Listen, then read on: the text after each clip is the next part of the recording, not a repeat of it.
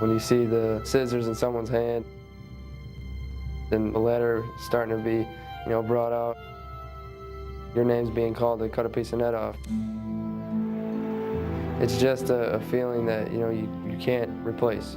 It's almost like the icing on the cake. You win the game, you have that feeling, and you get to kind of finish it off by cutting down the nets. That little piece of net just sums up all the hard work, all the blood, sweat, and tears is all summed up from that little piece of net. Over the years, cutting down the nets has become more than just a ceremonial snipping. It's become a rite of spring. Once you cut down the nets, you're relieving all of those frustrations and all those controls, and you are really, it's a fulfilling feeling. It's a great feeling, it should be. It's great watching your players smile. The feeling inside is unmatchable. I mean, just to watch their feelings and their emotions when they do it, it's just worth anything in life.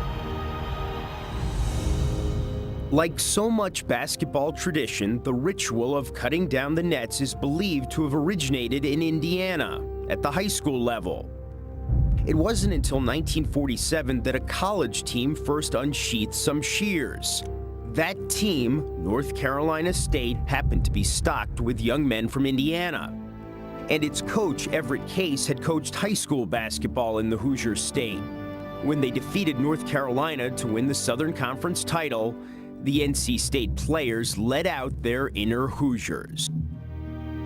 When we won the ball game, we knew in case we had a chance to win a tournament, we were going to cut the nets down. So we started doing that. I looked down there and I saw what was happening, and I never saw it before. A New Yorker, Ed Bartels, was puzzled by his teammates' method of celebration. They encouraged me to go down there, and I said, which I won't repeat here, but I said something to the effect, no, we don't do that in New York. What are these guys from Indiana doing? And I thought it was a little out. So I didn't participate, and unfortunately, I wish I did. We just want to get a piece of that net, and I didn't think anything about it being a tradition, but apparently it has. There's very few things from 50, 60 years ago that the players think are significant, but they still believe that that's a big deal to cut down the nets. Net cutting remains a constant. It was customary when Kareem was still known as Lou Alcindor, when Magic was still Irvin Johnson, before Isaiah Thomas became a bad boy, before James Worthy helped raise the curtain on Showtime, and it was still fashionable in the age of Melo. I think it's just the whole process. It's the whole feeling that when you've won and you're standing out on the court and seeing everybody celebrating.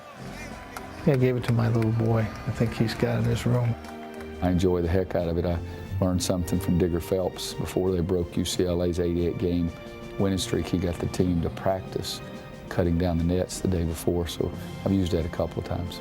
At the Elite Eight with Antonio Smith, I wanted to make sure I went up the ladder with him, just because when we started, he was the first recruit I had in this program as a head coach. When the UConn Huskies won the national championship in 1999, Coach Jim Calhoun was the last man up the ladder. He severed the last piece of twine, then left it on the rim. It was a tribute to Joe McGinn, a former team manager who'd passed away just 3 weeks earlier at the age of 26. When I got my turn to cut down the nets, as I started climbing up the ladder, I didn't see Joe, but I felt Joe. So as we cut down my piece of the net, and it was the last piece, I left a string up there because I wanted that string to go straight to heaven to Joe, and for Joe to have his piece. It was something amazing to me.